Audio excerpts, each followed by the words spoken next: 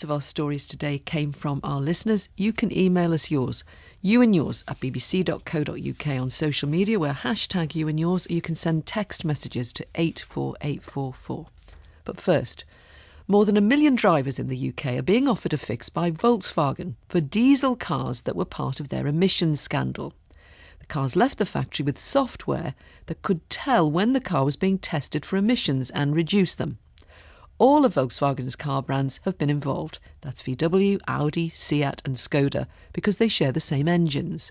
But some drivers who've taken their cars in for the fix, in most cases it's a software update, claim it's putting a strain on other parts of the engine and causing them to fail.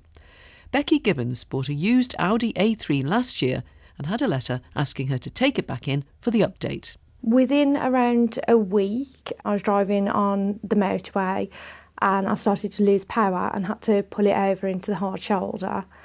I called Audi immediately and they asked me to bring it in at a later date, but said that it should be safe to continue driving in the meantime.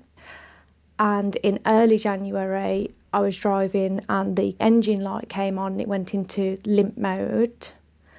So we managed to get it back to Audi, who said that it needed a new EGR valve. EGR stands for Exhaust Gas Recirculation Valve, and it's a gadget that cools the engine and helps to reduce emissions. It's an expensive part. At the time, I think I paid £486 and 18 pence, I think it was. So that was done in January time, and around about March, the coil light came on again. It went into limp mode, and that was on the motorway when I had my daughter in the back of the car, which was quite a scary experience. It just lost power straight away, and I had to try and get it onto the hard shoulder again from the fast lane. So again, it went back to Audi, who said that they would change the EGR valve again. Last weekend, I took it for a drive for a family weekend in Wales, and the coil light came up about 110 miles into my journey.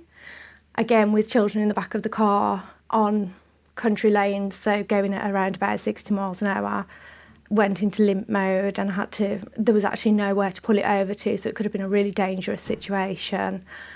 I managed to get towed independently to where we were staying, which was a further 60 miles on, and Audi collected my car while I was there.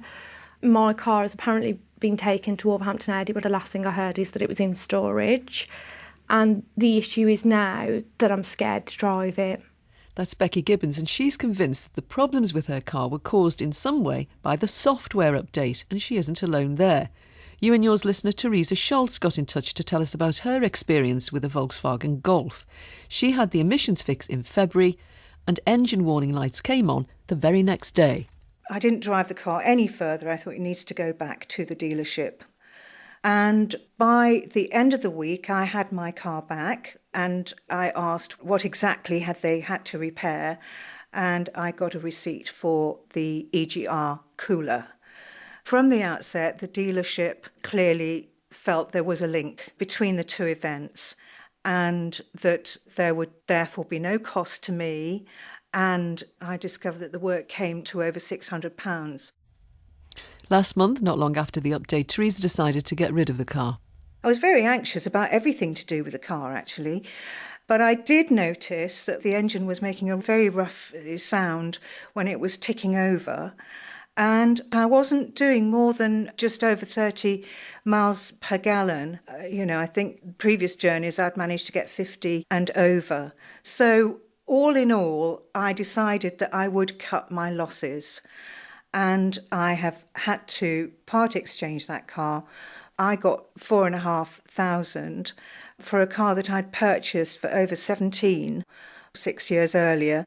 We asked VW about Teresa and Becky's problems, and they said this: the technical measures do not have any negative effects on the operation or effectiveness of the EGR system, and therefore do not contribute to any early failure. VW also said that 620,000 cars in the UK have had the technical update, and that, I'm quoting now, there has been no decline in the residual values of the affected vehicles as a result of this issue. Well, Louise Ellman is the Labour MP for Liverpool Riverside, and she also chairs the Transport Select Committee.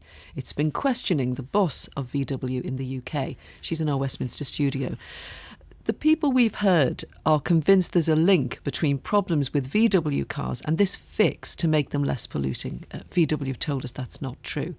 The problems they've experienced might then just be a coincidence. Have you had any reports of similar problems after this fix? We've heard a large number of reports about problems the drivers have experienced following the fix. And those concerns have come from the drivers themselves, from industry experts, from the EU, who warned as far back as last October that the fix was causing problems, and from the VCA, and that's the government agency responsible for looking at motor safety standards. So a whole range of people and experts have found the same thing as the people who've spoken to you. The fix has not solved the problem, and VW continually deny that that has happened and refuse to give a warranty about the fix that they have made. If they're so confident that the fix is solving the problems, why won't they give a warranty? And have they appeared before the Transport Select Committee? Have you had a chance to ask them about this? Yes, we've had VW in front of the Transport Select Committee. We've had the managing director from VW UK who told us that first that there wasn't a problem. Then when we asked why there was a fix if there wasn't a problem, he said it was really to make people feel a little easier. He then told us everything was fine. When we raised these questions with him, he said that if people had reasonable concerns, VW would look at them without charge. Well, I think we need to have a little more in-depth investigation of what reasonable means in this context. And VW refused to actually give a warranty, which suggests to me that they're not so confident that the fix is really solving the problem. Though when VW's customers get this work done, they are given a certificate from the company, and it says, again, I'm quoting from that certificate, "We wish to reassure you that the measures do not adversely impact the engine's performance, fuel consumption, CO2 emissions, torque or noise." So whose job is it then to make sure that they stick to that?